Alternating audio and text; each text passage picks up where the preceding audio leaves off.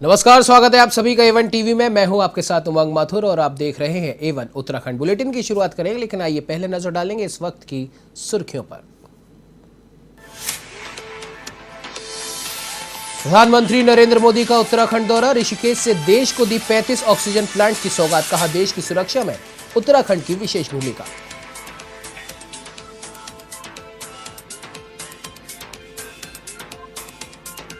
PM Modi ने मुख्यमंत्री धामी को बताया अपना मित्र। धामी के नेतृत्व में चल रही सरकार की जमकर तारीफ। कहा, भाजपा सरकार की डबल इंजन वाली सरकार प्रदेश को ले जाएगी नई ऊंचाइयों तक।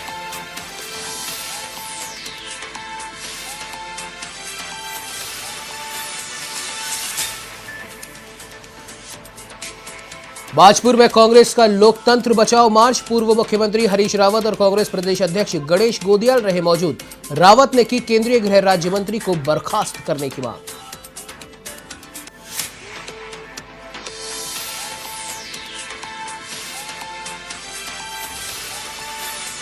उत्तराखंड में नवरात्र के पहले दिन मंदिरों में श्रद्धालुओं का तांता। हरिद्वार में मां मनसा देवी मंदिर में की गई कलश स्थापना। मां दुर्गा के प्रथम रूप मां शैलपुत्री की हुई विशेष पूजा अर्चना।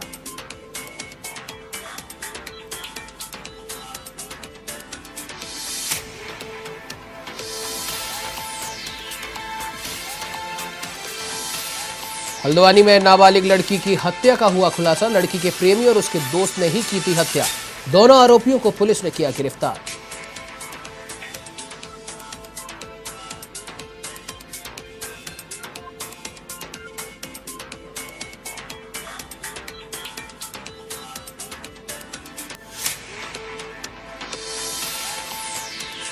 अब आइए खबरों पर नजर डालते हैं विस्तार से। आपको बता दें कि आज प्रधानमंत्री नरेंद्र मोदी ने पहले नवरात्रे के दिन देवभूमि उत्तराखंड के साथ ही देश को 35 ऑक्सीजन प्लांट की सौगात दी। प्रधानमंत्री मोदी एम्स ऋषिकेश पहुंचे और यहां आयोजित कार्यक्रम में एम्स में ऑक्सीजन प्लांट का लोकार्पण किया और इसके साथ ही रिमोट द्वारा वर्चुअली देश भर के कई अन्य जगह भी ऑक्सीजन प्लांट का उद्घाटन किया। इस दौरान प्रधानमंत्री नरेंद्र मोदी ने मुख्यमंत्री पुष्कर सिंह धामी को अपना मित्र कहकर संबोधित किया। प्रधानमंत्री नरेंद्र मोदी ने कहा कि देवभूमि विश्व के लोगों को आकर्षित करती रही है। इसे मां गंगा का आशीर्वाद मिल रहा है। नवरात्र के पहले दिन मेरा यहां आकर हिमालय की धरती को प्रणाम करना मेरे धन्य भाग है। उन्होंने कहा कि देवधरा ने मेरे जैसे अनेक लोगों के जीवन में बदलाव लाने का काम किया। उत्तराखंड की भूमि मेरे कर्म और मर्म की भूमि है और यहां से मेरा नाता सत्व का भी है और तत्व का भी है। 20 साल पहले मुझे इस दिन गुजरात के मुख्यमंत्री के रूप में जिम्मेदारी मिली थी और इस दिन उत्तराखंड आना मेरा सौभाग्य है। यहां आकर एक नई ऊर्जा मिलती है, जहां योग और आयुर्वेद की शक्ति से जीवन को आरोग्य बनाने का समाधान हुआ। वहीं से देश भर के ऑक्सीजन प्लांट का भी शुभारंभ हुआ।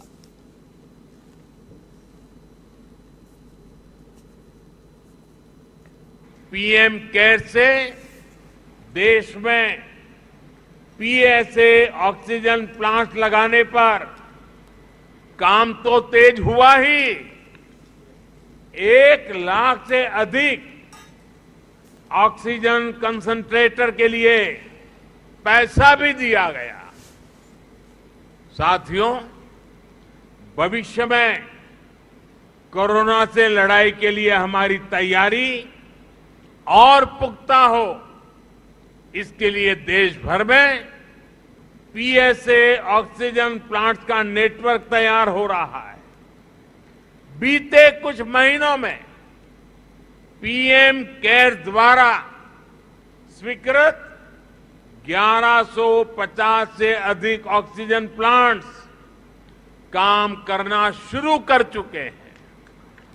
अब देश का हर जिला पीएम केयर्स के तहत बने हुए ऑक्सीजन प्लांट से कवर हो गया है। पीएम केयर्स के सहयोग से बने इन ऑक्सीजन प्लांट्स को जोड़ लें तो केंद्र सरकार, राज्य सरकार, इन सभी के प्रयासों से देश को करीब 4000 नए ऑक्सीजन प्लांट्स मिलने जा रहे हैं।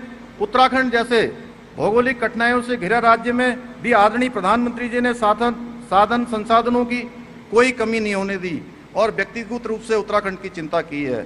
आपने उत्तराखंड के लिए चार धाम ऑल वेदर रोडें, भारतमाला प्रोजेक्ट तथा ऋषिकेश कर्णप्रयाग रेल लाइन की जो सौगात दी है उसके लिए हम आपका हृदय से धन्यवाद व्यक्त करते हैं। आर्थिक विकास के साथ साथ सामाजिक सांस्कृतिक विरासत का संरक्षण एवं संवर्धन आपके महान उद्देश्यों में सम्मिलित रहा है। आपके निर्देशन में जहां केदारपुरी में प्रथम चरण में 225 करोड़ के कार्य पूर्ण हो चुके हैं और वहीं 184 करोड़ के कार्य द्वितीय चरण में गतिमान है।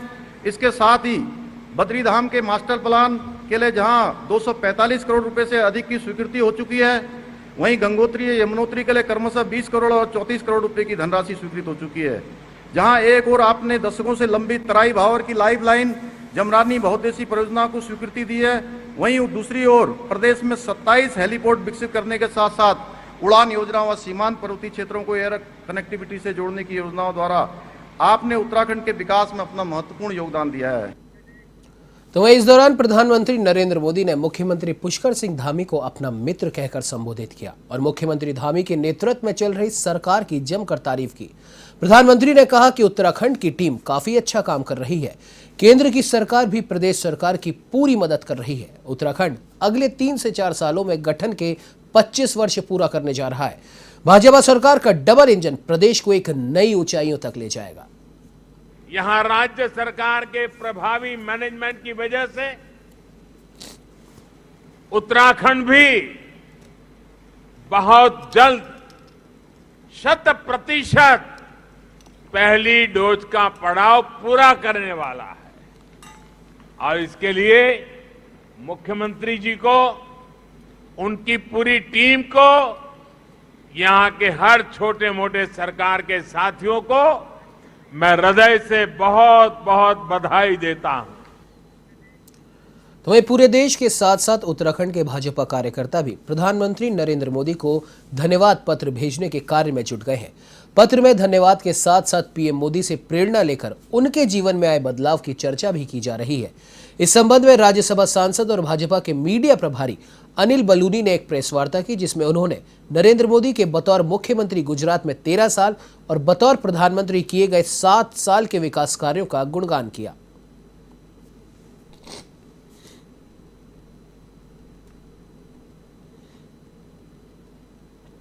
देखिए, आज हम सबके लिए बड़ा हर्ष का विषय है कि माननीय प्रधानमंत्री श्री नरेंद्र मोदी जी के 20 साल शासन में होते हैं। वे 13 वर्ष तक गुजरात के मुख्यमंत्री रहे और पिछले 7 वर्षों से देश के प्रधानमंत्री। इस 20 वर्ष के कार्यकाल में उन्होंने राजनीति में एक बड़े उच्च मानक स्थापित किए। हम सब अनुग्रहित हैं, हम सब उनका धन्यवाद कर रहे हैं। और पिछले जो 7 वर्षों से प्रधानमंत्रित्व काल के दौरान जो उन्होंने लोगों के कल्याण के लिए, लोक कल्याण के लिए काम किए हैं, उस सब का भी हम लोग उल्लेख कर रहे हैं। हम भारतीय जनता पार्टी के सभी कार्यकर्ता और जो हमारे सिंपैथाइजर्स हैं, वह प्रधानमंत्री जी को एक पत्र लिख रहे हैं, जो उनके अनुभव, उनके प्रधानमंत्री जी के प्रयासों के कारण उनके जीवन में परिवर्तन आया है, उस सब को लेकर उनका धन्यवाद भी कर रहे हैं। और माननीय नरेंद्र मोदी जी के आज 20 वर्ष उनके, चाहे गुजरात के मुख्यमंत्री के रूप में, फिर आज देश के प्रधानमंत्री के रूप में पूरे हो रहे हैं। और हम सबका तो बहुत बड़ा सौभाग्य है कि वो 20 वर्ष हमारे इस ऋषिकेश में उन्होंने मनाए। स्वयं उन्होंने भी कहा कि हिमालय की धरती पे, गंगा की धरती पे मैं आके इस दिन को मना रहा हूँ। और आज नवरात्रों की भी उन्होंने शुभकामनाएं दी, यानी कि आप समझिए किस प्रकार से उन्होंने इस उत्तराखंड को महत्व दिया। तो आज हमारा एक एक कार्यकर्ता उनके उन 20 वर्षों को याद भी कर रहा है और जिस प्रकार से उनकी बेदाग छवि और कल्याणकारी छवि रही है, जनता के हित में एक एक क्षण जिन्होंने बिताया हो, और जिन्होंने सिर्फ 4 घंटे एक दिन में सो के, यानी 24 घंटे में 4 घंटे सो के 20 घंटे काम करके दुनिया को ये जताने का काम किया कि कैसे काम किया जा सकता है। तो वह प्रधानमंत्री नरेंद्र मोदी के एम्स में आयोजित कार्यक्रम के दौरान वैसे तो सैकड़ों कार्यकर्ता कार्यक्रम स्थल के बाहर घूमते दिखाई दिए, लेकिन एक ऐसा मोदी समर्थक भी दिखाई दिया जो हर किसी व्यक्ति के आकर्षण का केंद्र बना रहा। हनुमान जी की वेशभूषा, हाथ में गदा और गले में मोदी की तस्वीर लिए घूम रहे मोदी समर्थक आसपास से नहीं बल्कि बिहार के बेगूसराय से कार्यक्रम में शामिल होने के लिए ऋषिकेश पहुंचा था, मगर कड़ी सुरक्षा की वजह से बैरिकेडिंग पर ही वो लोगों के आकर्षण का केंद्र बना रहा।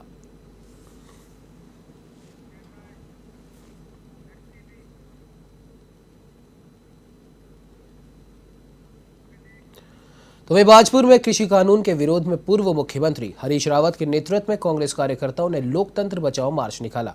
इस दौरान हरीश रावत ने भाजपा सरकार पर कानून और दबंगई से किसानों को दबाने का आरोप लगाया।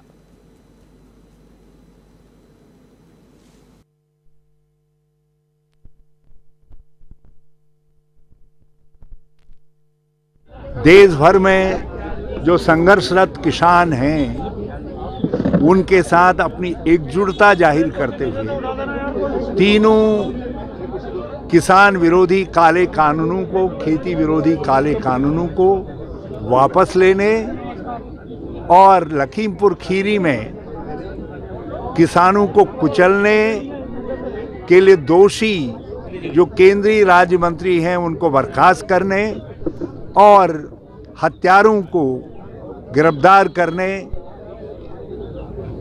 और उसके साथ साथ देश भर में जो नागरिक अधिकारों की अवहेलना हो रही है उस अवहेलना के खिलाफ संघर्ष की चेतना को जगाने के लिए है।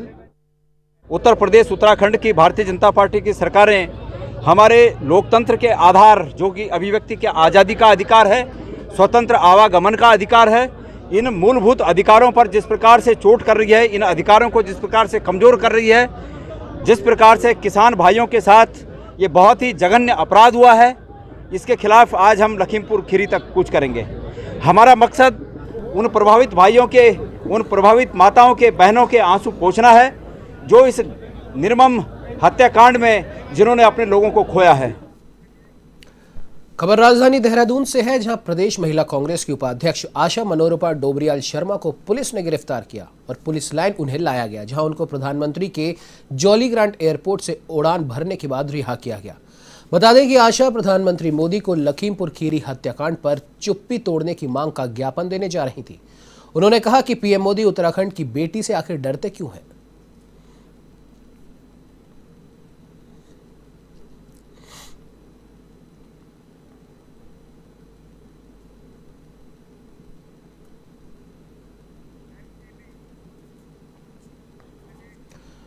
तो वहीं हल्द्वानी के बनफूलपुरा इलाके में नाबालिग लड़की की हत्या के मामले में पुलिस ने 2 आरोपियों को गिरफ्तार कर लिया है।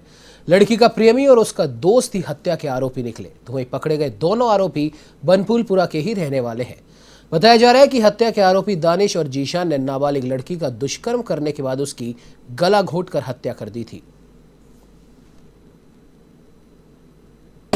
ये बच्ची जो है ये 29 तारीख को गायब हुई है। इसकी सूचना जब हमें मिली तो हमने इसका तत्काल मुकदमा दर्ज किया है गुमशुदगी के अंतर्गत, और इसका सभी तरीके से ढूंढखोज हम लोगों ने शुरू करी है। पैम्पलेट्स भी छपा करके हमने वो भी बांटे हैं, इसके फोटोग्राफ्स भी लोगों को दिखाए हैं और आसपास सुराग रसी पता रसी भी करी है। सीसीटीवी कैमरेज भी हमने दिखाए हैं जिसमें से कि 2 लड़के इसके साथ में नज़र आए हैं अलग अलग टाइम पे, और जब उन लोगों को आइडेंटिफाई करके उनसे पूछताछ की गई है तब ये मामला सामने आया है। इन्होंने बताया कि हमने उस लड़की की हत्या करके और उसको एक नाले में फेंक दिया है और उन्हीं की निशानदेही पे हमने नाले से उस लड़की की लाश को बरामद किया है। भाजपुर नगरपालिका अध्यक्ष गुरजीत सिंह ने वार्ड नंबर 13 में लाखों की लागत से बनने वाली सड़कों का शिलान्यास किया। इस दौरान उन्होंने विकास कार्य को आगे भी जारी रखने की बात कही। उन्होंने बताया कि क्षेत्र की जनता की समस्याओं का समाधान करना उनकी प्राथमिकता है और इसी के चलते लोगों की समस्याओं को दूर करने का प्रयास किया जा रहा है।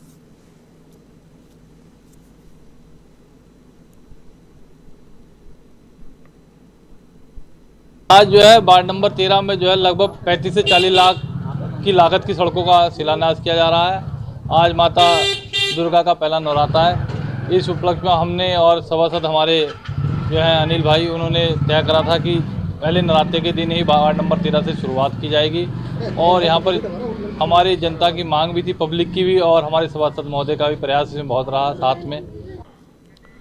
तो वहीं लखीमपुर खीरी में किसानों के हत्यारों को सजा दिलाने, 3 कृषि कानूनों के खिलाफ सार्वजनिक संस्थानों के निजीकरण पर रोक लगाने समेत कई मांगों को लेकर देहरादून में संयुक्त ट्रेड यूनियन ने धरना दिया और सरकार के खिलाफ जोरदार प्रदर्शन किया। इस प्रदर्शन में C2, इंटक, एटक, एक्टू से संबद्ध यूनियनों के प्रतिनिधियों ने भाग लिया। सभी ने एक स्वर में लखीमपुर कांड पर निशाना साधा।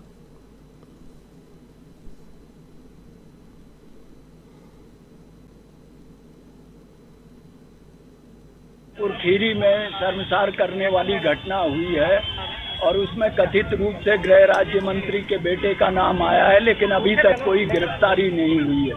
इसके अलावा किसान पिछले 10 महीने से ज़्यादा 3 काले कृषि कानूनों को वापस लेने की मांग कर रहे हैं। उनका ये मानना है कि ये कृषि कानून पूरे तरीके से कारपोरेट के हित में बनाए गए हैं, जो किसानों को तबाही के रास्ते पर ढकेलेंगे।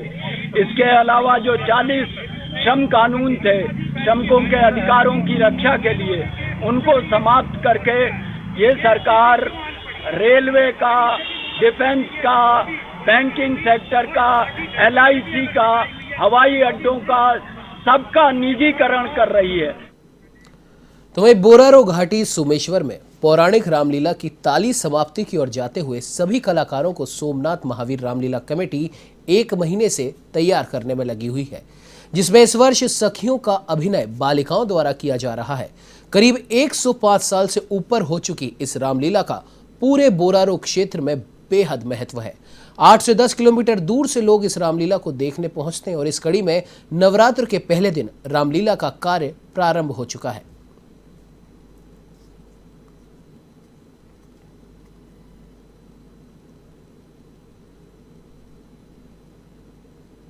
श्री सोमनाथ महावीर रामलीला कमेटी पिछले 103 वर्षों से लगातार सोमेश्वर में रामलीला का मंचन करते आ रही है और इस रामलीला में हमारे क्षेत्र के सभी गांव के बच्चों द्वारा अपनी कला का प्रदर्शन किया जाता है, अभिनय किया जाता है। हमारे बुजुर्गों द्वारा इस क्षेत्र की रामलीला की जो एक सांस्कृतिक पहचान है, उस सांस्कृतिक पहचान को श्री सोमनाथ महावीर रामलीला कमेटी निरंतर आगे बढ़ा रही है। हमारे सोमेश्वर बैरव घाटी की रामलीला जो आज श्री सोमनाथ महावीर रामलीला कमेटी के नाम से पहचानी जाती है, 100 वर्ष पुरानी हमारी रामलीला की पहचान उसकी पौराणिक परंपरा रही है और वही परंपरा आज के नवयुवकों द्वारा आगे बढ़ाई जा रही है। तो वहीं बागेश्वर में दुर्गा पूजा महोत्सव की धूम शुरू हो गई है। दुर्गा मां की भव्य मूर्ति प्राण प्रतिष्ठा के बाद स्थापित कर दी गई और पूरे 9 दिन सुबह और शाम महिलाएं भजन के जरिए पूजा अर्चना करेंगी।